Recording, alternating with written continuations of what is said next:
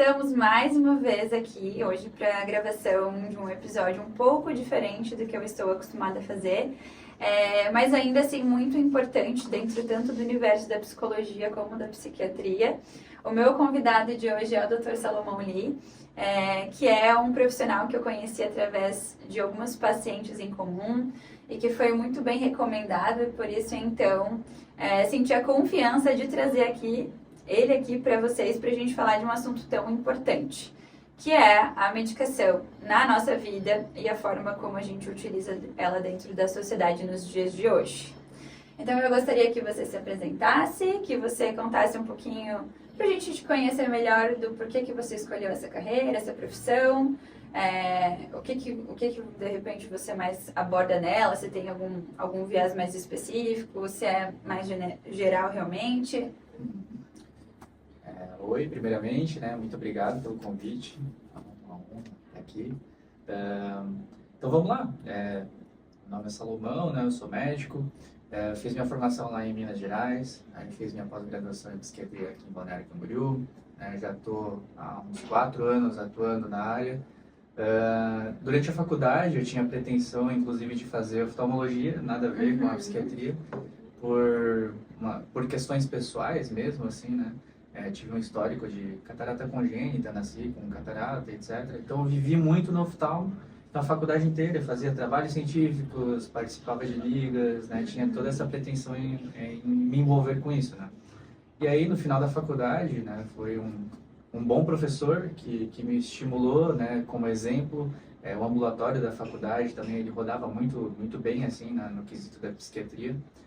E no final foi mais por identificação, acho que eu me senti em casa ali, tratando os pacientes, conversando, entendendo a dor que não é aparentemente tão física assim, Então, no final das contas, acho que foi me chamando, assim, sabe? E no final da faculdade que eu mudei de rumo mesmo. O quanto os nossos professores nos influenciam, Eu mesma já tive matérias das quais eu achava que eu ia amar, adorar, e acabei não gostando por conta daquele professor em si. Matérias que eu achava que não ia ser a minha praia foram as que eu fiquei realmente encantada. Então, as pessoas têm muito essa influência na nossa vida, Demais. E hoje eu sempre falo, assim, para quem entra em medicina, eu falo assim, não fecha a cabeça, porque tu começa a vivenciar todas as experiências da faculdade, assim, e a gente não tem a noção do quão profundo é cada coisa, E aí a identificação, ela nem sempre vem de vivências pessoais. Então a gente vê, às vezes, muito da aptidão mesmo, assim, E eu me identifiquei bastante com a área. Então tu acredita que lá, quando você teve essa determinada influência desse professor, você sentia que você tinha uma aptidão realmente pela área? Uma facilidade, assim, me sentir bem, de estar fazendo aquilo. Na oftalmo é uma coisa um pouco mais mecânica, assim, Então ali eu sentia que as pessoas gostavam de conversar comigo, eu gostava de conversar com elas, passava dos tempos de consulta, então eu ficava querendo estudar, perguntando para o professor, por que aquilo, como que eu resolvia, qual medicação podia passar, para onde que eu deveria encaminhar ele, Então essas questões foram me transformando, assim, durante a faculdade, falando assim para mim, poxa, eu acho que tem uma coisa diferente aqui, sabe? Eu senti uma vibe diferente ali nos atendimentos. E aí, no final das contas, eu falei, foi difícil virar a chave, mas no final eu falei, acho que é esse o meu caminho mesmo, E depois que eu decidi, eu fui a fundo e abandonei a oftalmologia mesmo. Sim, é que eu acho que tanto a psicologia quanto a psiquiatria também, como a gente acaba lidando com algo muito importante na vida de uma pessoa, não que a oftalmologia não seja, mas quando a gente trabalha realmente com a saúde mental, aquilo de alguma forma acaba se tornando um propósito, porque a gente transforma muito a vida da pessoa, seja através realmente de um bom prescritivo medicamentoso, como também da própria psicologia e o papel dela. Então, como você mesmo disse, além da gente transformar a vida do outro, eles também transformam a nossa, porque é uma troca muito grande dentro do consultório, Demais, a gente aprende muito com os pacientes, assim, a gente ouve histórias que a gente começa a refletir bastante, assim, dos vários porquês, assim, Por que eu reclamo disso, por que essa pessoa passa por isso e eu não, Ou enfim, as experiências de vida de cada um, assim, ensinam demais, assim. Sim, com certeza. E você sente que desde o momento da sua formação até hoje, assim, a sua visão sobre a própria psiquiatria mudou? muito de lá para cá? Demais. A própria psiquiatria, ela tem uma história meio, até pode-se dizer triste, assim, né? Porque lá no passado ela tinha uma pegada meio punitiva, era uma medicina em testes, né? Que foi se desenvolvendo, então existiam os manicômios, né? Então a psicologia e a psiquiatria, elas foram evoluindo com o tempo e os médicos, né? Os profissionais da área de saúde como um todo, assim, eles começaram a ver que não é bem assim que trata um paciente, né? Que está prejudicado da sua sanidade mental. E aí, eu tinha um pouco dessa visão também, né? E, tipo, vai ficar dopado, chapado com remédio, amarrado na maca, né? Interna ele, amarra lá, bota a camisa de força e é isso aí, né? Então, até a própria a eletroconvulsoterapia, que antigamente era um choque, sem anestesia, com um procedimento super absurdo, assim, que era aplicado de forma indiscriminada, hoje é uma coisa super consolidada, cheia de evidências, que tem todo um controle, né? E aí até hoje tu fala sobre eletroconvulsoterapia, que é uma área dentro da psiquiatria que assusta até os próprios médicos, porque ninguém conhece. Então, com certeza, eu mudei demais minha visão, né? E eu acho que esse é o nosso papel de informar, né? Então, até é legal a gente estar conversando sobre isso, porque tu imagina, se dentro da nossa profissão, né, dos profissionais de saúde, existem vários estigmas, né? Imagina fora, leigos, né? assim, né? Então, demais, mudou muito a minha percepção sobre a medicina e a psiquiatria, principalmente. Sim, com certeza. Eu, que não estou há muito tempo formada, também percebo o quanto, e agora a gente fala desde lá do início da graduação, né? Percebo o quanto até a minha percepção sobre o que era isso mudou também. De um certo preconceito, porque assim como na psiquiatria, na psicologia acontece também, até durante a minha faculdade, muitas vezes eu ouvi que isso era coisa de louco, né? Que quem ia dentro de um consultório tanto da psicologia quanto da psiquiatria era louco, né? É uma coisa que vem mudando bastante. Eu acho que a gente está participando, isso é muito legal, de uma revolução dentro da área da saúde mental, né? A gente está dentro disso, vendo isso mudando, assim, e é muito legal participar disso. Eu percebo que hoje até tanto um quanto o outro acabam virando, por muitas vezes, isso que eu quero falar, principalmente no podcast hoje, uma questão de status. Porque hoje em dia se tornou bonito, está se tornando bonito você fazer terapia, está se tornando bonito você ter seu psiquiatra também, estar cuidando da sua saúde mental, porque de certa forma é isso, né?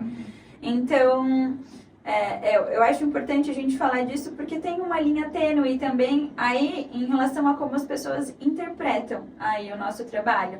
Até onde realmente a gente está cuidando da saúde e até onde isso acabou virando, de certa forma, um escapismo, né? Porque a gente tem aí pessoas que querem sim cuidar da sua saúde mental, por retornar e voltar a ter uma qualidade de vida, mas tem quem quer potencializar algo que teoricamente não precisa de potência, né? Como o uso, por exemplo, dos remédios para o TDAH, Ritalina, Venvance, e agora a gente tem, né, um boom de cada vez mais aprimoramentos em relação a isso. Então, eu gostaria que a gente começasse falando sobre isso, já que a gente começou a falar nessa revolução, né, de dentro da profissão. É difícil, né? Hoje em dia, achar equilíbrio nas coisas, né? Até esses dias eu fiz um post, assim, né? Que hoje é uma geração de Venvance para acordar, aí é o Rivotril para ficar de boa, né, o Zolpidem para dormir, daí o remédio para emagrecer, aí o remédio para não sei o quê, né? Cada remédio é para uma coisa, né? Então, o imediatismo, essa sede por resolver as coisas para ontem, é o que mais pega essa geração agora, né? Então, eu sempre falo, a dificuldade de achar o ponto de equilíbrio, eu acho que é mais na informação mesmo, né? De falar sobre, de procurar ajuda que tenha coerência na prescrição das coisas. Então, nem tudo se resolve no remédio, né? E também nem tudo se resolve sem remédio. Então, as coisas precisam andar de uma forma que, beleza, vou precisar de um remédio, então, para que ele serve? O médico precisa explicar para o paciente, olha, tu tem isso, o remédio vai atuar nisso, pode te dar esses efeitos colaterais, né? Talvez ele não te ajude no que tu espera, né? Da forma que tu imagina, mas ele vai te ajudar nisso, nisso. Então, assim, a explicação, a informação é a que envolve, né, a eficácia das coisas, assim, né? Hoje em dia é muito Google, TikTok, não sei o que, Instagram. Ah, eu vi lá que tem aquilo, remédio para lá, minha amiga tomou não sei o que, eu quero a mesma coisa para resolver o mesmo problema. Aí eu acho que envolve muito a psicoeducação, né? Que é algo que eu acho que é muito importante de trazer a consciência, né? Mas eu percebo que até assim, ainda assim tem quem busque já com a intenção. Eu vou te dar um exemplo meu, né? Prático, realmente. Eu já vi pessoas que, até eu, muito antigamente, já fui essa pessoa que não tinha um diagnóstico fechado de TDAH, apesar de que eu sempre imaginei que talvez tivesse. Hoje em dia tenho. E não faço uso da medicação, mas antes de ter, eu fazia. Principalmente na época de TCC, essas coisas que a gente espera potencializar algo, né? E diferente do que muitos acreditam, e aí você vai poder dizer muito melhor do que eu, o remédio para TDAH, ele vai fazer um efeito completamente indiferente em quem realmente tem, né, e quem não tem. Eu percebo que, para mim, ao menos, a sensação é de paz, a sensação de conforto, de realmente conseguir me concentrar. Já eu percebo que quem não tem a condição, a pessoa se sente extremamente eufórica, estimulada, né, de uma forma que não é realmente para a medicação reagir. E o que eu quero dizer com tudo isso? Que normalmente, quando a gente se ouve falar nesse tipo de medicação, quem não tem quer sentir, mas quer sentir algo que não é realmente para ser sentido dentro desse contexto dessa medicação, né? Exato. É a busca da alta performance, né? Então, eu quero estudar, fazer meu TCC. Eu não quero estudar as 4 horas do dia, as 3 horas e tá bom, né? Eu quero estudar 12 horas sem parar, 5 dias na semana, né? Rendendo o meu máximo possível. O Venvance pode trazer isso para a pessoa, ou Ritalina, ou Concerta? Pode, até pode, mas existem consequências, né? Então, no longo prazo, até às vezes no bem curto prazo, né? As pessoas pagam uma conta cara por tentar se medicar. Mesma coisa, sei lá, vou na academia, eu quero alta performance, ficar musculoso em um mês. Aí é testosterona, não sei o que, é bomba, não sei o que lá. Vai ficar forte? Provavelmente até fique, mas existem as consequências. Né? Sim. Então, no final das contas, assim, o psicoestimulante, né, que é a classe das medicações que tem para TDAH, elas são medicações que elas trazem essa sensação de paz, né, de um rendimento normal, entre aspas, né, que antes a pessoa tinha esse déficit. E aí ele é temporário, até por isso que eu sempre falo aos pacientes assim, o TDAH é um baita exemplo. Não adianta tu não fazer a terapia, tu não fazer a tua atividade física, tu não se organizar e tomar só o remédio e vai resolver a tua vida, né? O remédio, ele tem a sua ação, ela dura X horas e tchau, acabou. Se tu não se reorganiza, eu sempre dou um exemplo assim, bota aí uma criança com TDAH, sei lá, de 10 anos que joga videogame o dia inteiro. Adianta eu colocar 70 miligramas de Venvance na cabeça dela? Ela vai ficar jogando videogame o dia inteiro igual. Ninguém ensina a hora de estudar, a hora de tomar banho, a hora de comer, de se organizar para a escola, né? Ninguém ensina quanto tempo ela fica sentada, como que, né? Se tem que escrever, se tem que falar, ninguém começa a praticar com a criança como que ela vai se desenvolver da forma cognitiva dela, né? Então, joga ali um remedinho, ela vai virar um super estudioso e é isso aí. Não é bem assim, né? Então, vai só sentir efeitos colaterais, ela vai jogar mais videogame ainda e vai ficar por isso mesmo. Sim, exato. E que aí que entra exatamente o casamento, né, da terapia junto com o tratamento medicamentoso, porque não adianta a gente anestesiar, né, muitas vezes o problema e não fazer o que a gente tem que fazer para que, de fato, aquilo se transforme em algo realmente funcional, né? Então, isso é muito importante. E, voltando ao nosso tema central, entre a linha tênue entre escapismo e realmente o cuidado, você percebe que dentro do consultório, assim, além dessa questão da alta performance, né, que é uma coisa que acontece bem recorrentemente, assim, em todos os lugares, acredito eu, tem alguma outra demanda que você sente que vem um pouco dessa questão do escapismo e não seja realmente voltado à questão de saúde dentro da psiquiatria hoje? tem, além dessa alta performance de estudos, né, tem muito de emagrecimento. Quero emagrecer para ontem, quero dormir, né? Então um monte de gente vem assim, eu só não durmo. Daí tu vai pesquisar, tem uma infinidade de sintomas que não fazem ela dormir, né? Então, enfim, acho que se for elencar os 3 principais, é isso: emagrecimento, dormir e talvez esse rendimento cognitivo, assim, né, que as pessoas esperam. Mas, enfim, tem vários outros que, de fato, a gente vê bastante na rotina. Sim.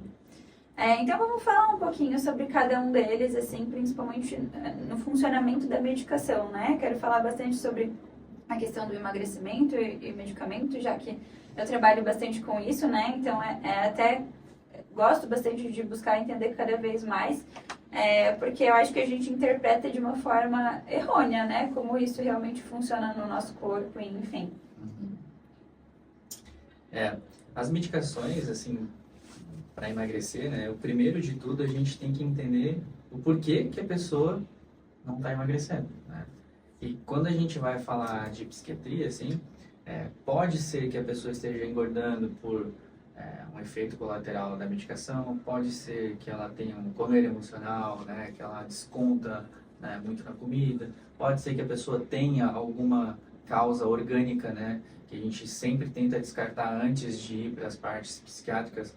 Vou dar um exemplo assim rápido, sei lá, tem um hipotireoidismo que faz com que ela teve um ganho de peso importante e a gente começa a investigar uma falta de energia, a pessoa sempre mais letárgica, né, mais lentificada. E aí tu vai observando e tal, parece depressão, né, tá comendo demais, aí tu vai fazer o exame e tal, vai ver um hipotireoidismo. Então descarta as causas orgânicas. E quando a gente vai falar sobre, né, na parte da saúde mental, acho que o comer emocional, assim, que é o descontar na comida, é o disparado que mais acontece, assim, né. E aí as pessoas querem primeiro o remédio para emagrecer, depois resolver o que tá causando isso. Se quiserem resolver o que está causando isso, Exato. né? Então, vamos lá, vamos mandar ela para terapia. Mas aí demora, né? Vai fazer atividade física. Tô sem energia, não quero fazer, né? Então, vamos lá na nutricionista, regular a alimentação. Putz, mas é difícil, é caro, não sei o quê, né? Então, eu quero remédio. Tá bom, então vamos pensar numa medicação. Obviamente, a gente não vai escolher um remédio que vai tratar a ansiedade dela e que tenha a característica de ganho de peso, né? Então, na nossa cabeça, quando a gente vai fazendo a anamnese do paciente, a gente vai imaginando já, enquanto ele vai falando, as possibilidades terapêuticas da forma medicamentosa.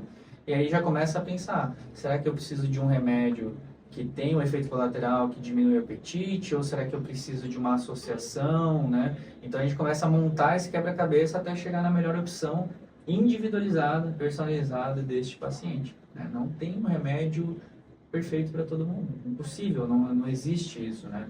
Não existe a pílula mágica, infelizmente. Seria muito bom se existisse. Então, primeiro é isso, eu acho que é achar a causa e tratar de forma individualizada cada paciente.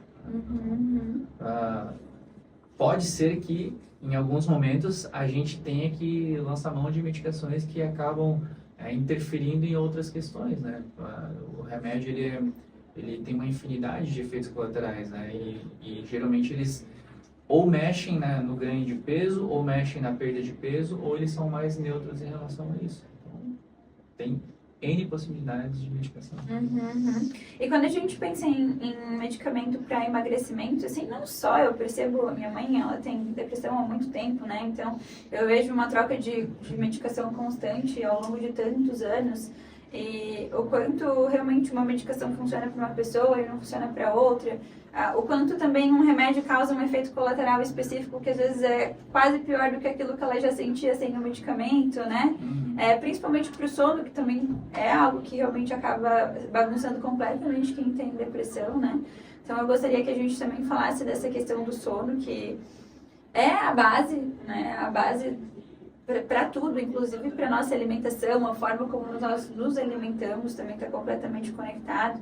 Eu sempre falo para os meus pacientes que não adianta, né, a gente querer mudar qualquer coisa antes de tentar regular aquele sono ali de alguma forma, porque é ali que a gente faz o nosso detox, né, no nosso corpo, no nosso cérebro. Se a gente não dorme bem, a gente vai ter vontade de doce, de carboidrato mais no outro dia, a gente vai estar mais ansioso, isso vai corroborar também para se alimentar. Então, o sono é a base de tudo, né? É vital. Então eu gostaria muito de discorrer um pouquinho sobre esses medicamentos para o sono também e sobre o que aparece bastante em consultório em relação a isso. Uhum. Eu sempre falo assim, né, que quando o paciente chega pra gente, ele foca muito, né, numa coisa muito importante, que é o que mais prejudica a vida dele no dia a dia. Então, às vezes, tô super desatento, não tô conseguindo fazer minhas coisas do dia a dia. Não estou dormindo de jeito nenhum. Então, essa é a coisa que mais incomoda ele. Eu tô comendo demais e eu tô cada vez engordando e eu já ganhei 20 quilos. Então, a pessoa traz isso como queixa principal e ela, na cabeça dela, ela precisa resolver aquilo, né? E aí é aquilo que eu acabei de falar, assim, da gente entender o porquê, né? E o sono é a mesma coisa. Sempre tem uma causa para a pessoa estar dormindo mal. Uhum. A insônia por si só, né, ela muito raramente é tratada só com um remedinho para dormir e acabou. E aí toma esse remédio o resto da vida, né? Não é bem assim. Então, de novo, olha o contexto, né, individualiza o caso, e aí vamos dar mais um exemplo de novo da ansiedade, que a gente falou sobre a questão do ganho de peso. A pessoa que está ansiosa, ela passou o dia inteiro ansiosa, ela chega em casa, o momento que é para ser o momento de silêncio, é a hora que ela deita na cama e fecha os olhos, e aí é ela com a consciência dela.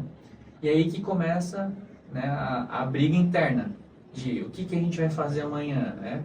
O que eu preciso resolver, e os problemas que eu não resolvi hoje, e tudo que processei hoje, tudo que eu vou processar amanhã. Todo o pensamento dela começa a acelerar nesse período noturno. Então a ansiedade não está deixando ela dormir. Então normalmente a gente trata a ansiedade e quando tu vê, tu às vezes nem precisa de remédio para dormir, tá? Então na maioria das vezes, se a gente for fazer uma medicação um pouco mais forte, que é de uma pessoa que tem uma insônia um pouco mais intensa, a gente associa inicialmente uma medicação para auxiliar no sono, e aí depois essa medicação tem uma tendência a sair. Aí só trata a ansiedade, resolve o caso e depois faz o desmame das medicações. Sim, eu percebo que eu, né, sou ansiosa e hoje em dia encontrei técnicas e comportamentos para controlar isso de certa forma. Controlar, acho que não é a palavra certa, mas conviver, né? E tornar minha vida funcional mesmo com ela.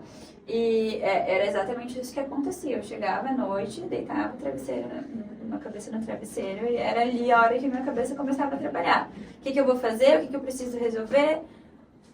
Assim, eu comecei a criar um ritual do sono, né? A gente precisa voltar de quando a gente era lá neném, né? Que tinha o banhozinho, o chazinho, todo aquele ritual que a gente criava, que é um comando, querendo ou não, que a gente já vai dando pro nosso cérebro de que tá chegando a hora de dormir, que é importantíssimo.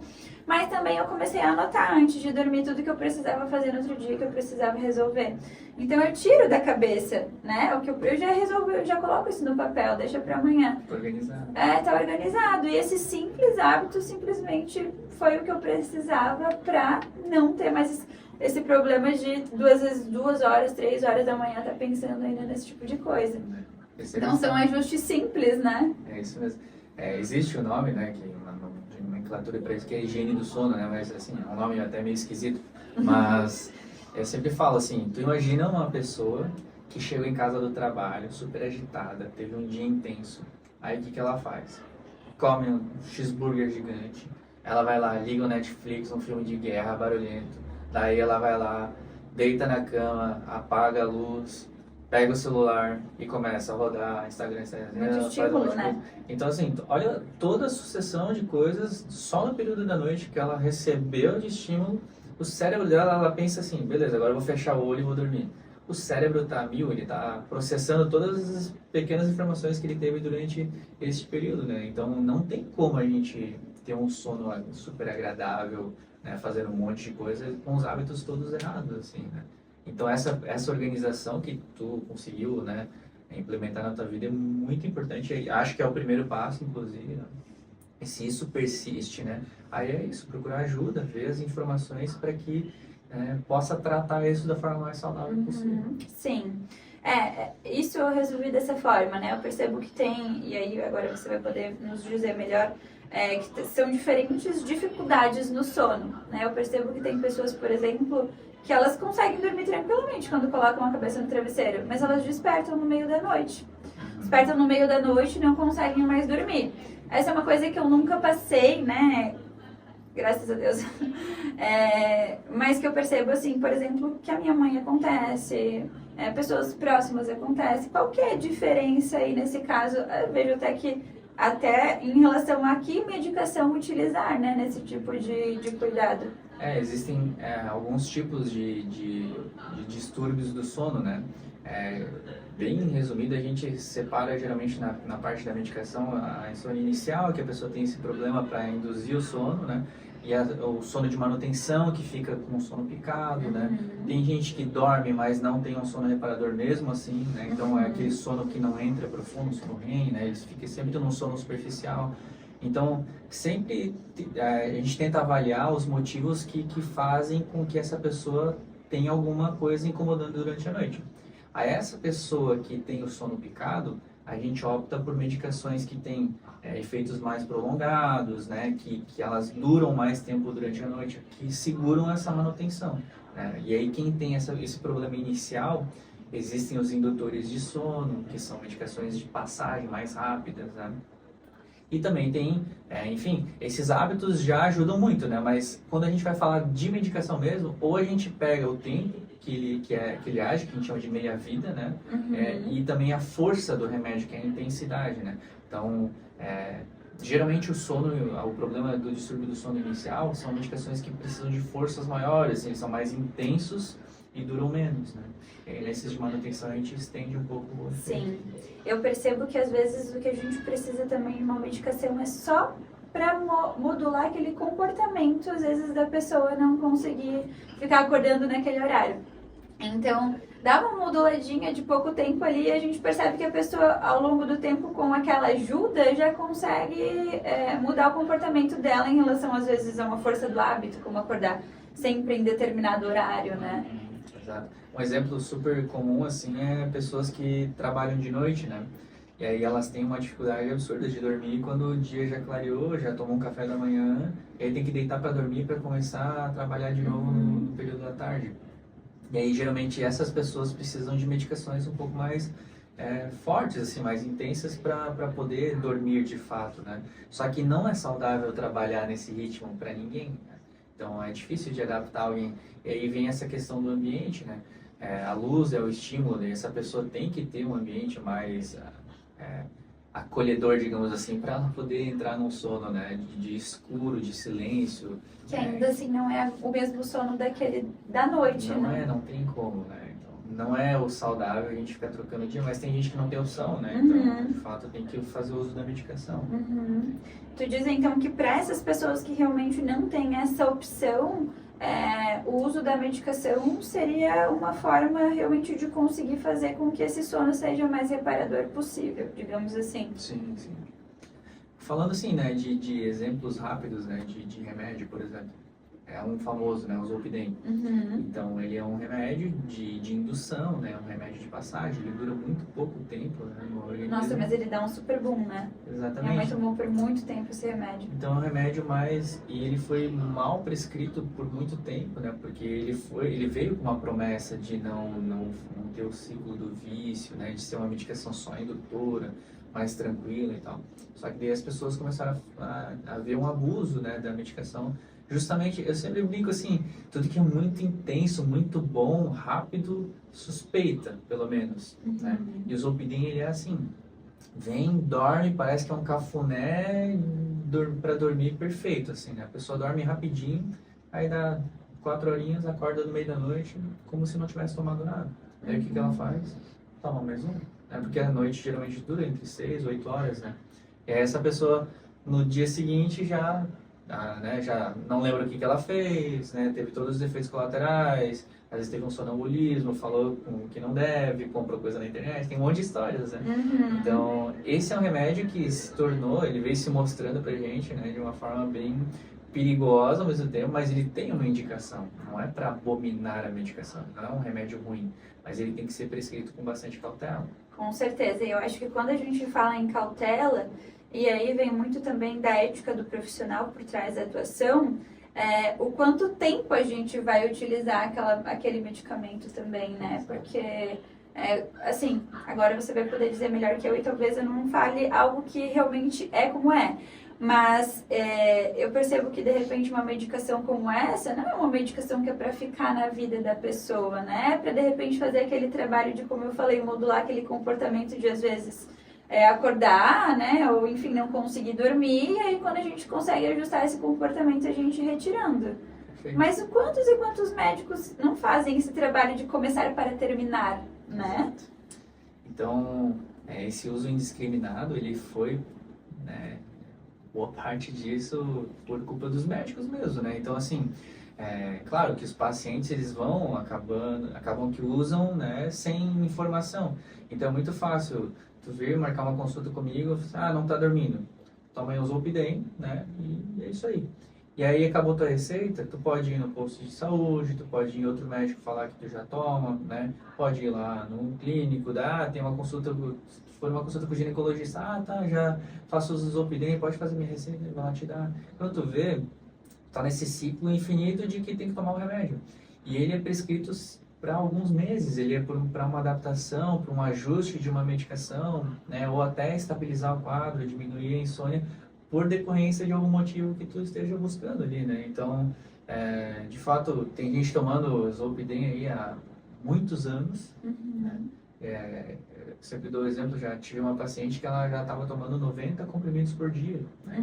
Então, 90 comprimidos 90 comprimidos por dia, daí ele já é uma medicação que ele mexe com o limiar convulsivo, ela já tinha convulsões durante o dia, ela já não tomava só de noite, era uma pessoa que já tomava durante o dia inteiro, de 5 em 5. É um grau de intensidade ali da medicação que tem que ser internado, né? Porque já está fazendo um abuso muito, muito absurdo, assim, né? Mas eu estou falando de uma exceção, né? Só que os casos de 4, 5, 10, 8 por noite é extremamente comum. Então, por isso que é uma medicação... Meio chocante até, né? É inacreditável, mas como a gente vive isso, assim, né? A gente trabalha nos hospitais psiquiátricos e tal, tem muitos casos. Até, assim, é chocante mesmo, porque é uma medicação que ela se mostrou dessa forma durante o tempo, né? No começo era tudo lindo, maravilhoso, estava todo mundo dormindo bem. Não, sim, eu digo até chocante porque, como eu te falei, minha mãe fez uso dessa medicação e eu vi, às vezes, a gente morava, né, que hoje em dia eu não moro mais com ela, a gente morava numa casa de 2 andares e às vezes ela tomava na cozinha e ela não conseguia subir a escada. De ficar grog na escada já, de ter que ajudar ela a subir. Então é muito rápido e é muito potente. Muito, exato. Então, imagina 90. Como é que a pessoa consegue ficar de pé? Já virou o ansiolítico da pessoa, né? Ele nem tem mais uma função de dormir de fato, né? Ele é uma medicação que já virou a droga da pessoa, né? Então, e aí tem, né? Se for contar as histórias de Zolpidem aí, vixe, tem na bancada inteira rindo até. Sim. Uma das coisas que eu quero muito falar também, porque é uma coisa que aparece muito na clínica, envolve medicação, né? É o quanto a gente tá sensível em relação a sentir, né? Quando a gente descobre que a gente pode não sentir, quando eu digo a gente, né? Eu falo por algumas pessoas, aparentemente a gente, claro, né? Por um sistema de mecanismo do próprio cérebro de não querer sentir dor, a gente gosta daquela sensação de anestesiar determinados sentimentos, né? Então, o quanto a gente passa a realmente negligenciar os nossos sentimentos normalmente doloridos. Eu percebo que cada vez mais a gente não quer sentir, né? E aí, muitas vezes, o que era para ser realmente só uma modulação ali de comportamento, de pensamento e sentimento, acaba se tornando um vício de medicação para o resto da vida, né? Então, eu queria falar um pouquinho sobre isso e sobre essa linha, mais uma vez, tênue, entre o que é um desconforto normal de um ser humano sentir na vida, até onde ele realmente é um desconforto que precisa de uma medicação. Eu gosto sempre de ir dando os exemplos assim para ficar bem didático, prático, bem didático, exato. E é como as pessoas se identificam, né? Aí um caso bem típico assim disso que tu acabou de falar é, por exemplo, o luto. Então, eu vou inventar uma história aqui. Tem uma mãe no hospital que chegou o filho acidentado e ele morreu. Né? E essa mãe entrou em desespero, né? É o dia que ela descobriu que o filho morreu e tal. E aí, nesse desespero, o que o médico ali, né, a vontade de querer ajudar ela, né? Faz clonazepam, chumba ela de remédio para ela dar aquela acalmada, parar de chorar e tal. Ah, passou, beleza. No outro dia, né, já o dia do enterro, o dia dos próximos dias tem o luto mais intenso. E aí o que que ela tem na mão? Clonazepam. E ela vai tomando clonazepam para anestesiar essa dor, né? E aí ela não vive essa fase, porque ela não experiencia o que é sentir a dor do filho. É horrível sentir, né? Ninguém quer sentir isso, mas é uma coisa necessária, porque tem essa passagem, né? E aí, com o clonazepam fazendo com que ela não vivencie isso, ela cristaliza essa ideia de uma forma negativa na cabeça dela, porque é como se o Um filho reforço dela, positivo, né? ele não, parece que ele não foi embora, entendeu? Ela não sentiu essa dor. Então, é isso. E não foi culpa dela, nesse caso que eu contei, né? Porque alguém deu um suporte para ela, e esse suporte foi o remedinho da hora ali, né? Mas muita gente busca isso. Então, ativamente eu vou lá e falo assim, cara, eu preciso parar de sentir esse incômodo que eu tô sentindo. Vou pegar esse clonazepam, que é o Rivotril, né? Vou pegar o Rivotril ali, e vou tomar e acabou. Não vou mais sentir isso aqui, né? No dia seguinte, aquela sensação vai voltar. Aí eu tenho clonazepam de novo, eu vou tomar, entende? E aí o tempo vai passando, eu não vivi a dor, não aprendi a conviver com ela, aí beleza, daqui a um tempo vou sentir outro tipo de dor, né? E o meu apoio vai ser sempre isso. Um remedinho para salvar minha vida naquele momento. E o quanto isso vai se somando, né? Porque eu gosto sempre realmente de utilizar um copo d'água como uma analogia para isso, né? Quanto mais a gente nega os nossos sentimentos, mais aquele copinho vai enchendo e aí não é à toa que a gente somatiza aquilo de alguma forma, isso acaba se tornando uma doença muito mais séria, né? Eu acho importante a gente falar disso também, porque por mais que a gente está muito dentro, isso comumente às vezes parece até saturado, né, esse tipo de assunto, mas eu percebo que na verdade não, né, que a somatização não é algo que realmente é consciente para as pessoas e o quanto realmente a gente não trabalhar e ressignificar o que a gente sente acaba se transformando em, de fato, uma doença, Exato. né? Concordo. E esses pacientes, assim, que acabam se apoiando demais nesse tipo de coisa, acabam influenciando outras pessoas a serem assim também, né? E aí é que vem essa questão do equilíbrio também. O remédio não é assim, não pode usar para esse tipo de situação, né? Obviamente ele tem o seu lado positivo e ele veio para isso. Né? Então, usando o mesmo exemplo, a mãe lá que perdeu o filho, ela teve uma crise de pânico. Ela tá passando mal, né? A pressão arterial dela subiu, ela tá com ataque cardíaco, uma dor no peito, suando frio, né? Ela tá com a boca seca, tá com a sensação de que tá morrendo, realmente. E tu vê que aquilo ali é uma dor, né? Que de fato está acontecendo. A gente precisa usar a medicação, né? Porque existem outros riscos também de deixar ela assim. Só que agora essa manutenção disso não pode acontecer. Sim. Sim, com certeza. Eu gosto bastante de frisar, né? Até porque tem muitas pessoas que têm realmente um preconceito, ao contrário das pessoas que às vezes querem usar demasiadamente. Tem as pessoas que, mesmo tendo realmente algo ali muito sério, tem um preconceito gigante com medicação, que acha que vai ficar dependente pro resto da vida daquela medicação, que aquilo vai trazer consequências muito sérias a longo prazo, né? Enfim, vários receios.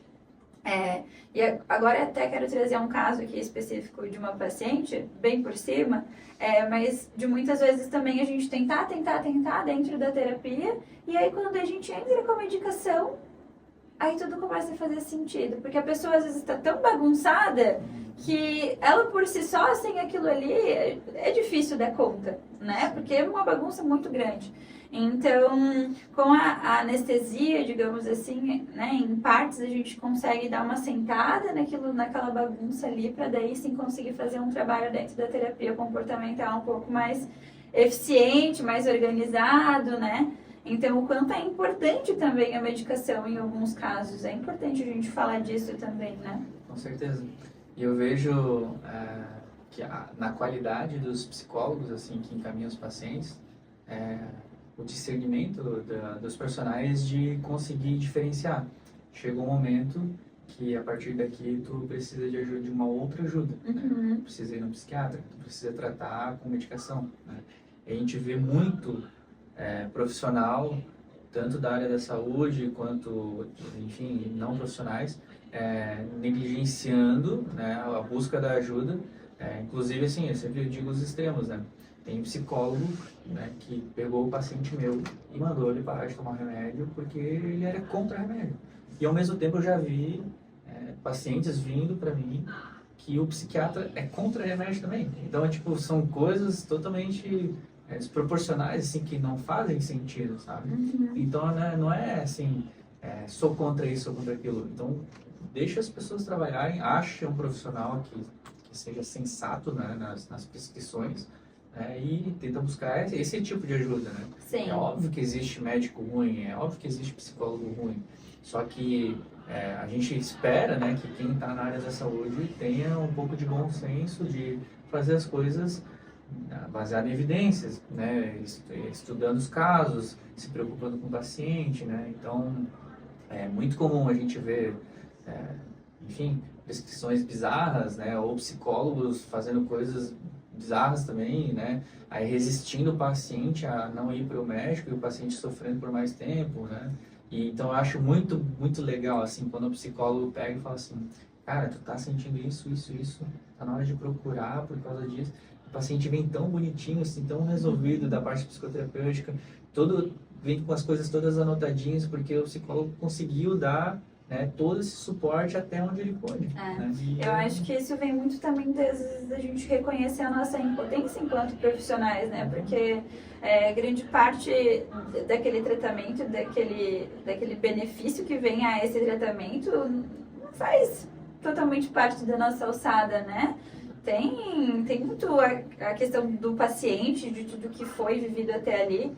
Então, eu percebo também que tem muitos profissionais, assim, que acabam manchando a profissão, né? De várias pessoas, inclusive, que agora que a gente está conseguindo conquistar esse movimento cada vez mais forte, manchando esse movimento, né? Eu já vi vários pacientes super traumatizados com terapias, com os psicoterapeutas, de conselho e de coisas que falaram. Porque pensa, você entrega a sua vida ali na mão do profissional, né? E aquele profissional, ele te direciona é até meio perigoso, né? Porque se ele te direciona para o lugar errado, pode acabar com a vida da pessoa também, né? Então... Por isso que as áreas são total complementares, assim, né? Todo mundo tem o seu papel e o profissional precisa ser coerente, né? Estudar e, enfim, se preocupar. A gente está na área de cuidar das pessoas, né? De cuidar de saúde. Então... É estranho ver essas bizarrices assim, né? Às vezes é revoltante, mas eu entendo, né? O ser humano é assim, todas as áreas do mundo, né? Tem profissionais bons e ruins, mas ainda bem, né? Que a gente vê que a maioria tá muito bem, assim, né? Então a gente está falando das exceções. Né? Sim, a gente vem, inclusive é legal que tu falou da prática baseada em evidências. Que eu acho que é um movimento que está ganhando bastante força agora, né? A gente sair um pouco do achismo e porque realmente está ali dentro da ciência, né? Que é uma coisa que está se tornando um pouco mais recente. Eu acho que a prática baseada em evidências ela começou com mais força dentro da medicina, inclusive. Agora está vindo bem forte para a psicologia também, tanto que estou fazendo uma pós-graduação em PBE. Porque hoje em dia não se escolhe mais a Gestalt para trabalhar, ou a psicanálise, se escolhe o melhor tratamento para o paciente. Né? Eu vou vir para um paciente borderline para mim, eu não vou tentar usar a psicanálise com um paciente desse, a melhor é a DBT. Então é até antiético a gente querer encontrar a melhor forma da nossa cabeça, né? Ou porque que a gente é mais especializado naquilo, enfim. Mas eu percebo que a prática baseada em evidências ela está ganhando bastante força, sim, né? E o quanto é importante isso até para a evolução da saúde mental em si, né? Existe uma briga, né? Uma discussão assim dentro da própria psicologia, né? Sobre as vertentes, assim, né? E eu vejo que os profissionais que melhor trabalham assim são esses que mesclam mesmo, que conseguem discernir, né? De usar técnicas de várias coisas para individualizar, né, para personalizar o tratamento para o paciente. Não adianta. O paciente nem sempre vai vir só com transtorno de personalidade borderline, ou só com uma ansiedade, ou esse aqui é só bipolar, esse aqui é só aquilo, né? Só com transtorno alimentar, só com distúrbio de sono, não é só isso. Então, tu vê ele como um todo e, feliz ou infelizmente para ti, tu vai ter que usar alguma coisa da TCC, tu vai ter que, às vezes, ser um pouco mais analítico, tu vai ter que fazer o equilíbrio, né? E a gente é a mesma coisa, nós somos médicos, a gente precisa tratar o ser humano como um todo, a gente precisa saber mexer né, antihipertensivo, na diabetes que está descompensada, pelo menos para onde encaminhar. Esse é o mínimo que às vezes até isso a gente vê dificuldade. Sabe? Então, o paciente está com uma doença na pele, será que é reumatológico? Será que é na pele mesmo? Ou será que é um negócio que é lá no osso, que é no ortopedista? Aí tu fica, né? Cara, tu tem que estudar, saber para onde, o que fazer, pelo menos. Sim, ou até emocional, né? Eu já tive as minhas dermatites da vida ao longo do tempo, assim, completamente emocional, e vários médicos, e vai em dermatologista, e vai nisso, e vai naquilo, usa o tipo de creme, e, né, é totalmente coligado ao emocional. Então, hoje em dia eu sei, né? Mas o ponto eu fiquei rodando na mão de médicos até que realmente eu tivesse essa consciência, né, de que isso era algo emocional. Né? E eu acho que hoje em dia também, né, quando eu era criança, é uma coisa que talvez ainda não se dava o devido valor, né, de realmente ter a consciência de que pode ser isso também. Mas essa questão do encaminhamento é realmente algo muito, muito importante, né? Sim. E eu quero falar também um pouquinho de uma coisa que também aparece muito dentro do meu consultório, mas voltada à questão do emagrecimento, que é como exatamente funciona uma medicação de emagrecimento no corpo de uma pessoa, né? Porque as minhas pacientes, eu percebo que tem uma falta de consciência muito grande, né, em relação a isso. Eu acho muito importante a gente conscientizar, até para ser feito o uso mais correto dessa medicação, né? Sim. Essa é uma pergunta bem ampla, assim. Acredito que deve ser complexa. Bem difícil de responder, porque é como eu falei, assim, né? Primeiro da causa, né, do porquê que a pessoa está precisando emagrecer, né, e definida a causa, a gente define a medicação. Aí, dentre as medicações, tem uma infinidade, né? Então, se fosse dar um exemplo, sei lá, um clássico aqui, a bupropiona, que é um antidepressivo, né, que ele tem uma questão de emagrecimento, mas é uma medicação que é um antidepressivo. Então, o Venvance, que é a lisdexanfetamina, ele é uma medicação para TDAH, mas ele também trata transtorno de compulsão alimentar. Sim, eu percebo bastante que é recomendado, né, por quem exatamente não sei, mas médicos, né, inclusive, mas qual área que eu digo que eu não sei específica, remédios que não são especificamente de emagrecimento, que acabam, né, como por exemplo o Venvance, porque realmente tira completamente a fome por um curto período de tempo, né? Que depois eu acho que o corpo começa, digamos que, a acostumar, né? Com aquela medicação. Exato. Daí tem diversos medicamentos, né? Topiramato é um outro exemplo, né? Que é um anticonvulsivante. Então, enfim, os remédios da endócrina, da área da endocrinologia, que são usados, por exemplo, no antidiabético, que é usado para emagrecimento também. Então, tem medicações que têm essas características e muito na psiquiatria é usado o efeito colateral de uma medicação a favor do paciente. Tá? Então, voltando ao sono, né, fugindo um pouco mais, tem a ver, antidepressivos que têm um efeito sedativo. Né? Daí tu coloca esse antidepressivo no período da noite e o paciente vai ter o efeito colateral de sonolência. Sim. Então, mas agora me surgiu uma dúvida, né? Vamos voltar ali para o que eu falei em relação ao TDAH. Quem não tem e toma. A gente pode ter um benefício ali a curto prazo em relação a quem não tem e toma, mas aquela medicação é para quem tem. E aí, o que acontece no corpo de uma pessoa que muitas vezes, por exemplo, vai tomar uma medicação para... vamos falar de um Ozempic, que não tem diabetes, né? Que eu acho que é o intuito principal, digamos assim, mais para emagrecimento, que é a consequência, né? Porque acaba, né, inibindo ali, enfim. Isso não acaba trazendo algum tipo de atraso, de prejudicando de alguma forma o corpo daquela pessoa em relação àquilo ali, por não ser exatamente para aquela finalidade esse tipo de medicação? Se é ponderada a dose, né, o contexto do paciente, outras comorbidades, né, se não tem outras queixas envolvidas, aí normalmente essas medicações que são prescritas, tipo, que nem eu falei, para usar o efeito colateral a favor, não é para dar nenhum problema, né? Só que, obviamente, isso não vale para quem está fazendo de qualquer jeito, né? Então, as medicações, elas têm as indicações corretas, as doses corretas para o paciente, correto? Então, o Ozempic, ele é um antidiabético e ajuda a emagrecer? Sim. E aí, ele não precisa de receita, eu vou lá na farmácia, eu compro, eu emagreço. Agora, se der algum problema, eu não sei, né, se vai dar ou não, porque eu não estou sendo acompanhado, ninguém está fazendo um exame em mim, ninguém me examinou, ninguém sabe por que eu quero emagrecer, ninguém sabe se eu tenho outra comorbidade, entende? Então, é difícil eu falar também se vai fazer mal para essa pessoa ou não, sem avaliar o paciente, né? Mas, sim, existem riscos, como todos os remédios, né? Mas eu acho muito do bom senso e do protocolo que a pessoa segue para fazer esse tratamento, entende? Então, o Venvance, normalmente, ele, né, utilizado para compulsão alimentar, ele traz outras consequências, né? Tipo aumento da ansiedade, pode prejudicar o sono, a pessoa pode ter gatilhos, né, ou virar a chave para outras comorbidades psiquiátricas. Então, pode parar de comer demais até, né, a ponto de ficar adoecido, né, nesse ponto. Enfim, tem N possibilidades, né, de efeitos colaterais não esperados, negativos, assim, que, enfim, falta o bom senso no uso e na prescrição também, né? Eu acho importante a gente falar desses N's, né, motivos que podem trazer esses malefícios, porque eu acho que é mais falado sobre os benefícios do que os próprios malefícios, né?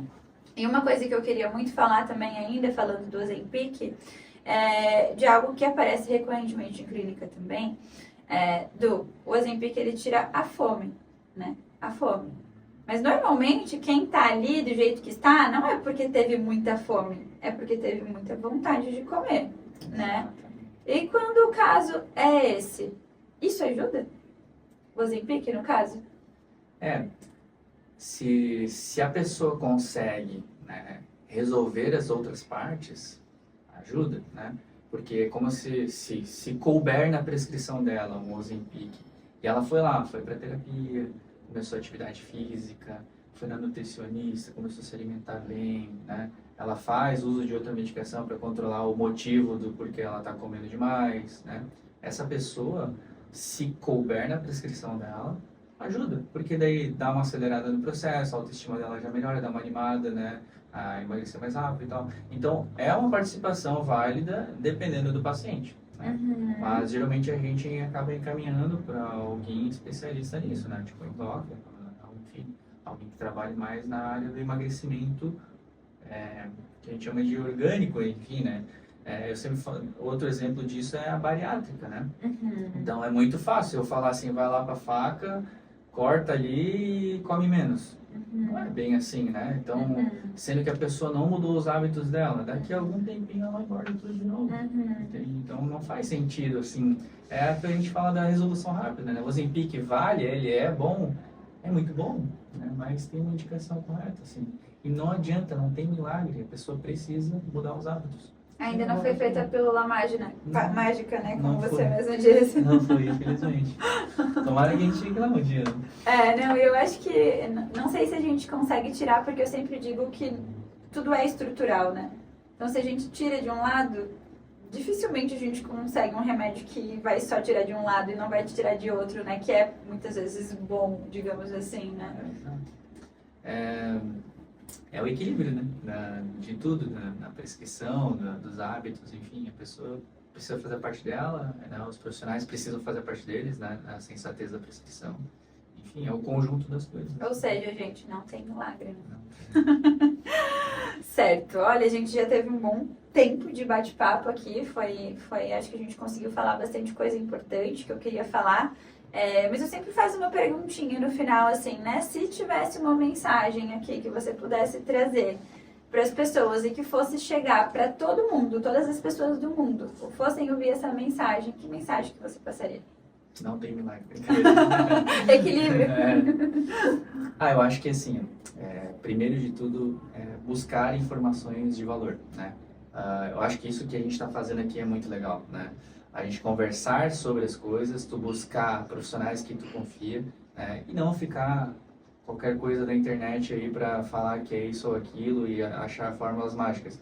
Então, estudar, né, sobre as coisas e abrir o teu coração e a mente para buscar ajuda de verdade, né? Ajuda profissional, ajuda que a gente acabou de falar, que são profissionais que trabalham baseados em evidência, de forma coerente, que são éticos, né? Que gostam de trabalhar em equipe, de uma abordagem multidisciplinar.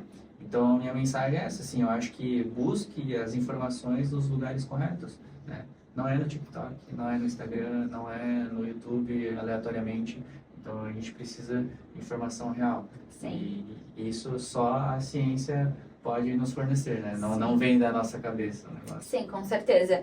Teve um podcast que eu fiz com uma Nutri aqui e a gente acabou contando que ela já teve um transtorno alimentar, eu também já tive compulsão, né? E era bem na época que eu estava escrevendo meu TCC sobre compulsão alimentar e eu sempre falo que o que me curou foi realmente a informação, né? Entender como aquilo funciona, por que que funciona, ter realmente uma psicoeducação sobre o funcionamento daquilo, porque realmente quando a gente conhece, né, a gente tem informação de valor realmente em relação àquilo, e inclusive é por isso que eu trabalho muito com a psicoeducação, de explicar tudo o porquê que a gente está fazendo, como que a gente vai fazer, porque realmente a informação, a consciência ela nos liberta, né, de muitas prisões que a gente tem dentro da nossa própria cabeça. Perfeito. E complementando, assim, eu sempre falo, né, eu sou super defensor da psicoterapia, né? Se tá na dúvida, né? Eu não sei se eu preciso de remédio, eu não sei se eu preciso de um psicólogo, eu não sei se eu preciso ir para a igreja, eu não sei se eu preciso... Cara, se tá na dúvida, vai pra terapia. Tudo. Não, vai pra terapia. Eu acho que é um passo, assim, que além de ser mais leve, ele elucida muitas coisas, né? A pessoa tem um autoconhecimento sobre tudo na vida dela, né? E a gente não consegue fazer esse exercício sozinho, de externalizar as coisas que estão dentro da nossa cabeça e ficar refletindo sobre, né? Então, a terapia é para isso, para dar esse norte, dar esse entendimento. E se a pessoa sente que ou ela está normal ou ela está entrando numa doença, né? Ela não consegue ter esse discernimento. Então, o profissional tá para isso, né? Ele está ali trabalhando, estudou para isso. Então, essa pergunta é muito comum. Quando que eu vou em fulano? Cara, vai na terapia, experimenta, vive aquilo e veja se o profissional consegue te dar uma luz em relação ao teu caminho, né? Uhum. Eu concordo com o Dr. Salomão, pessoal, faça terapia. Bem, foi muito legal o nosso bate-papo, acho que deu pra gente falar sobre bastante coisa bem pertinente e que demanda uma demanda muito grande da sociedade nos dias de hoje, né? Medicação, sono, enfim. Te agradeço muito pelo seu tempo, né? Eu acho que o nosso tempo é uma das coisas mais valiosas que a gente tem. Então, muito obrigada por vir aqui. E, pessoal, curtam, compartilhem com quem vocês acham importante compartilhar. E é isso, muito obrigada. Eu que agradeço, obrigado pela oportunidade, foi super legal o nosso papo, né? Espero voltar mais vezes também. Opa, o próximo vai ser com a Henriette, ele fica ali atrás. Não pega o seu. Deixa eu pausar ali, vai contar pra mim? Obrigada.